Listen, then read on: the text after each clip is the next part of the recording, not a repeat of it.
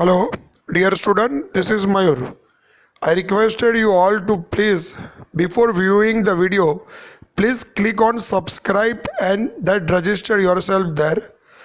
Along with subscription, please enable the bell icon which is nearby or besides to the subscribe button. In future, if I am going to upload any video related to this or that another type, which helpful you to get touch with class Parivar. Thanks, Mayur. Chapter number 6, Object-Oriented Concept.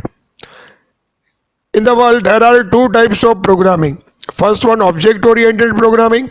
Second one is procedural programming. Let's start with object-oriented programming. Object-oriented programming started in 1960. If we talk about any object, then there are four properties are associated with every object. First one is the encapsulation, second one is abstraction, third one is polymorphism, fourth one is inheritance. In the year 1980s or mid of 1980s, this object-oriented programming had become the main programming paradigm used in the creation of new software. C, C++, Java, VB, ASP, PHP, that are all the concept of object-oriented programming. Why do we prefer this object-oriented programming? Object-oriented programming enables the programmer to create modular, reusable, and extendable code. Procedural programming. In procedural programming, the focus is on writing the function or procedure which operate on data. If we differentiate the object and class, the entities of which the world is comprised in that the real world. Objects have unique identity and are distinguishable from each other. Object described in the terms of what it is called, that is identity, what it is, that is state, and what it does, that is behavior or method. Objects are presented using their state. During the executions of an application, means objects are dynamic and objects are also called an instance. Now let's discuss about the class. Class as a blueprint for the various objects. It's a one kind of template for multiple objects with similar feature. If we describe the class, then it is a group of objects with similar attributes and common behavior. It encapsulates the data and methods together as a template, and that the general concept used to embody all the common features of a particular sets of object. UML, Unified Modeling Language, used to create a methods of object-oriented software to help with design of an application. Visual Modeling Language defined and maintained by the OMG, Object Management Group. Class diagram. It's a present a collection of classes, constraints and relationship among the classes.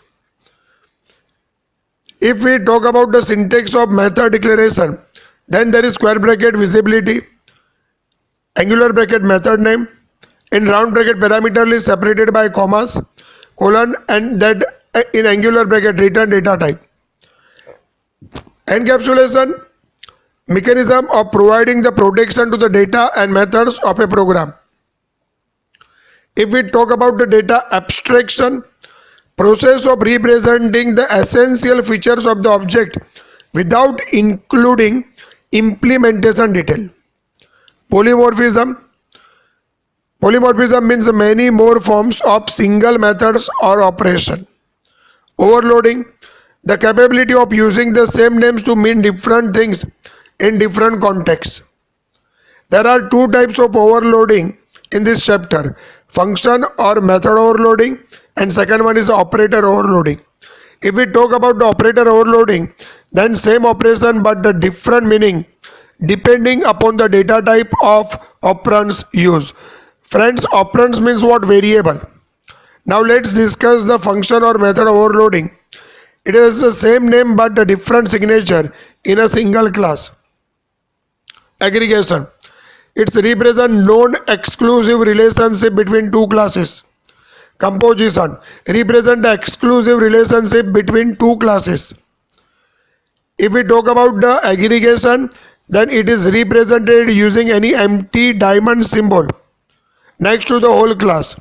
But if we talk about the composition, then it is represented using the fill diamond symbol next to the whole class. So aggregation or composition, when object of one class are composed of object of another other class, represented has a or a part of relationship between classes.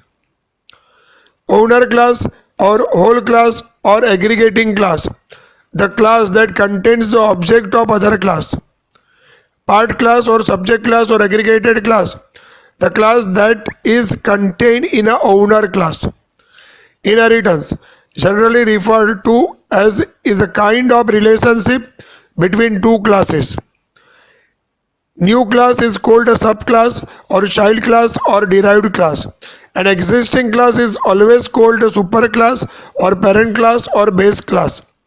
Generalization, another name for inheritance or is a relationship, refers to a relationship between two classes where one class is a specialized version of another. Multi-level inheritance, classical hierarchy of inheritance between classes. And multiple inheritance, a class is derived from two or more parent classes. Friends, here we finish these chapters. These are all important objects for this chapter. Thanks.